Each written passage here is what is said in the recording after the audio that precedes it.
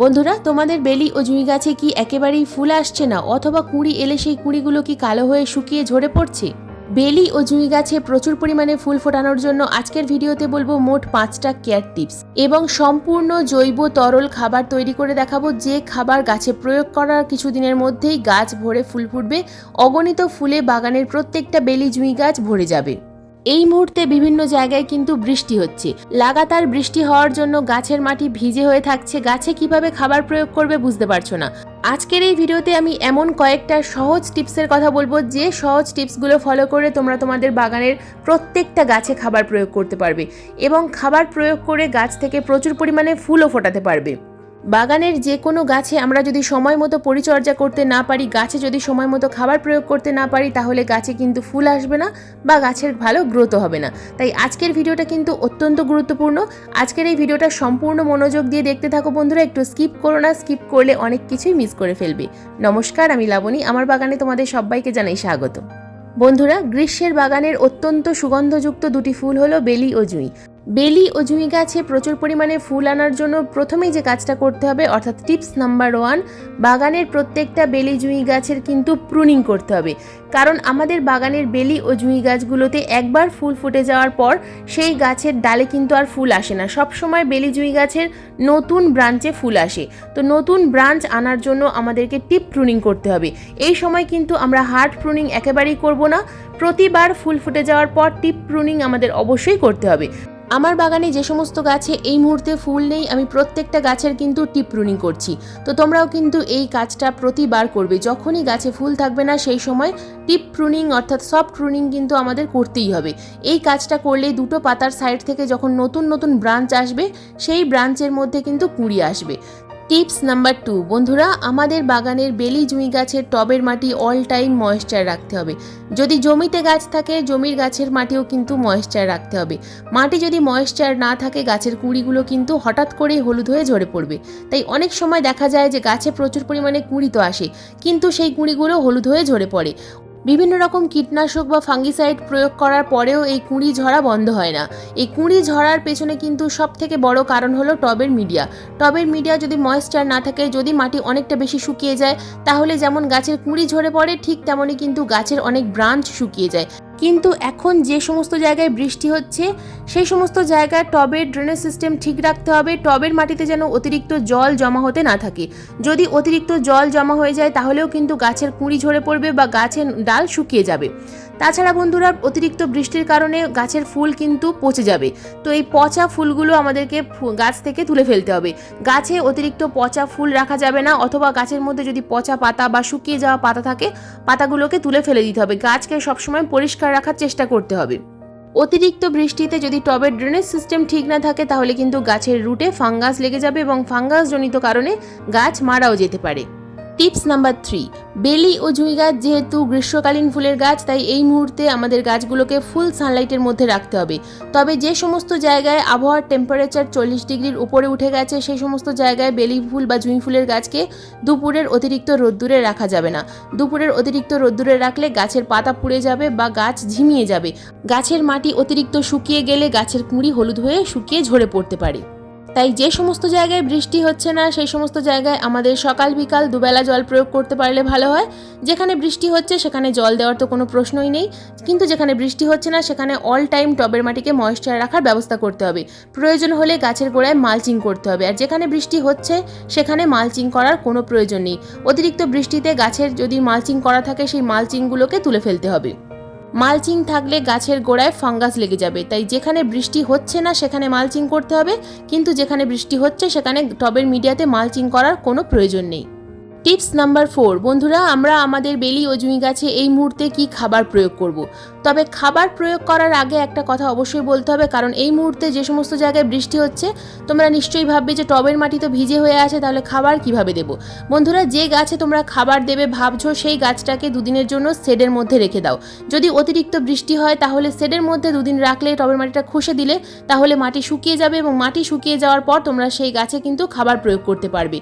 যদি বাগানে কোনো রকম কোনো শেড না থাকে, সেক্ষেত্রে টবের মিডিয়াতে তোমরা কিন্তু পলিথিন কাগজ দিয়ে ঢেকে রাখতে পারো।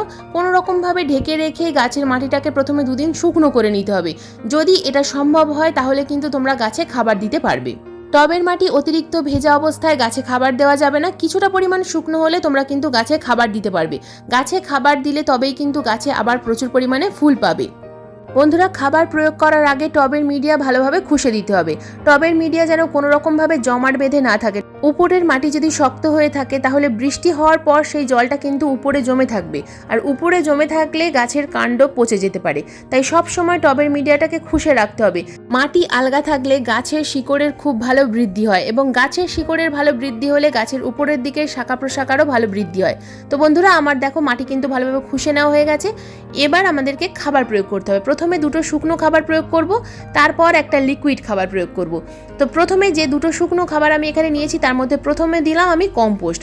যে কোনো কম্পোস্ট এখানে প্রয়োগ করা যাবে, ভার্মি কম্পোস্ট, গোবর সার, পাতা পচা সার, যে কোনো কম্পোস্ট টবের সাইজ অনুযায়ী প্রয়োগ করতে হবে। একটা 8 ইঞ্চি টবে 2 থেকে 3 মুঠো পরিমাণ কম্পোস্ট আমি দিলাম। এই কম্পোস্টের পর আমরা এখানে যে খাবারটা দেবো সেটা হলো হাফ চামচ পরিমাণ চা পাতা। তো হাফ চামচ পরিমাণ, যদি বড় সাইজের টব হয় সেক্ষেত্রে 1 চামচ পরিমাণ দিতে হবে। এটা যেহেতু 8 ইঞ্চি সাইজের টব, সেক্ষেত্রে আমি ফ্রেশ চা পাতা হাফ চামচ দিলাম। তোমরা এই ফ্রেশ চা পাতার জায়গায় কিন্তু 1 মুঠো পরিমাণ ইউজ করা চা পাতাও প্রয়োগ করতে পারো। যদি চা পাতা না থাকে সেক্ষেত্রে হাফ চামচ পরিমাণ কফি পাউডারও এই কম্পোস্টের সঙ্গে মিশিয়ে নিতে পারো। বন্ধুরা, এবার গাছে দেব একটা ঠান্ডা খাবার। যে সমস্ত জায়গায় বৃষ্টি হচ্ছে না বা যেখানে বৃষ্টি হচ্ছে সেখানেও কিন্তু এই খাবার প্রয়োগ করা যাবে। তো এই খাবার আমরা গাছে কেন দেব? যে খাবারের মধ্যে আছে ক্যালসিয়াম, ফসফরাস এবং নাইট্রোজেন। বন্ধুরা, আমার হাতে যে খাবারটা দেখতে পাচ্ছ এটা হলো কাঁচা দুধ। এই কাঁচা দুধ আমরা গাছে প্রয়োগ করব। তবে এই কাঁচা দুধ আমরা সরাসরি গাছে দেব না। 1 লিটার জলের মধ্যে হাফ কাপ পরিমাণ কাঁচা দুধ ভালোভাবে মিশিয়ে নেব, তারপর এটা গাছে প্রয়োগ করব। বন্ধুরা, গাছের কুঁড়ি যে ঝরে যায় ক্যালসিয়ামের অভাবে ঝরে যায়। গাছে যে কুঁড়ি আসে না শুধুমাত্র যে পটাশিয়ামের অভাবে আসে না তা নয়, ফসফরাসের অভাব হলেও গাছে কুঁড়ি আসে না। বেলি জুঁই গাছ যেহেতু নতুন গ্রোথেই ফুল আসে, সেই কারণে আমাদেরকে নতুন গ্রোথ আনতে হবে গাছে। নতুন গ্রোথ আনার জন্য আমাদের ফসফরাস, নাইট্রোজেন দিতে হবে এবং তার সাথে দিতে হবে ক্যালসিয়াম, কুঁড়ি যেন ঝরে না পড়ে। তো এখানে দেখো আমি কতটা পরিমাণ খাবার প্রয়োগ করছি। 1 লিটার জলের মধ্যে হাফ কাপ দুধ মিশিয়ে নিয়েছি এবং সেখান থেকে আমি 2 গ্লাস পরিমাণ খাবার, লিকুইড খাবার গাছে প্রয়োগ করলাম একটা 8 ইঞ্চি টবে। যদি টবের সাইজ ছোট হয় সেক্ষেত্রে 1 গ্লাস পরিমাণ, যদি টবের সাইজ বড় হয় সেক্ষেত্রে 3 গ্লাস পরিমাণ অথবা 4 গ্লাস পরিমাণ দিতে হতে পারে। যেমন টবের সাইজ অনুযায়ী খাবার আমাদেরকে প্রয়োগ করতে হবে। অতিরিক্ত খাবার দেওয়া যাবে না, অতিরিক্ত খাবার দিলে ড্রেনে জল দিয়ে বাইরে বেরিয়ে যাবে। এই খাবার আমি 15 দিন অন্তর অন্তর প্রয়োগ করব। যে গাছে আমি কম্পোস্ট এবং চা পাতা দিয়েছি সেই গাছেই কিন্তু আমি একই সাথে লিকুইড দুধ প্রয়োগ করলাম। বন্ধুরা, এবার আসি পোকামাকড়ের কথায়। গাছে প্রচুর পরিমাণে কুঁড়ি তো আসে, কিন্তু সেই কুঁড়িগুলো হঠাৎ করে ঝরে পড়ে। অনেক সময় পোকামাকড়ের কারণেও কিন্তু কুঁড়ি ঝরে পড়ে। তো আমি যে কীটনাশকটা গাছে স্প্রে করি সেটা একদিকে যেমন কীটনাশক, ঠিক অন্যদিকে কিন্তু মাইক্রোনিউট্রিয়েন্টস। তো এই যে সুপার সোনাটা, HPM কোম্পানির সুপার সোনাটা, এটা যদি তোমরা তোমাদের গাছের যে কোনো গাছে স্প্রে করতে পারো, বাগানের যে কোনো গাছে যেমন ফুল আসবে, কুঁড়ি আসবে, ঠিক তেমনই কিন্তু গাছের গ্রোথও ভালো হবে। তার কারণ এর মধ্যে আছে প্রচুর মাত্রায় মাইক্রোনিউট্রিয়েন্টস। তো এই একটাই কীটনাশক যদি তোমরা এনে বাড়িতে রাখতে পারো এবং বাগানের প্রত্যেকটা গাছে প্রয়োগ করতে পারো, খুব ভালো রেজাল্ট পাবে।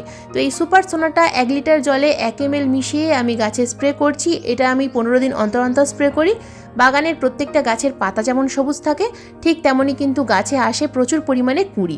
তো বন্ধুরা, খাবার প্রয়োগ করার পাশাপাশি যে কোনো কীটনাশক অবশ্যই স্প্রে করবে। যদি তোমাদের কাছে সুপার সোনাটা না থাকে সেক্ষেত্রে তোমরা কিন্তু নিম তেল অবশ্যই স্প্রে করবে প্রতি 15 দিন অন্তর অন্তর। আর যে সমস্ত জায়গায় এই মুহূর্তে বৃষ্টি হচ্ছে সেখানে কিন্তু তোমরা মাঝে মধ্যে অবশ্যই ফাঙ্গিসাইড স্প্রে করবে। বৃষ্টি থামলেই ফাঙ্গিসাইড স্প্রে করবে, তাহলে দেখবে বাগানের কোনো গাছে কোনো রকম সমস্যা হবে না। বাগানের প্রত্যেকটা গাছে প্রচুর পরিমাণে ফুল আসবে।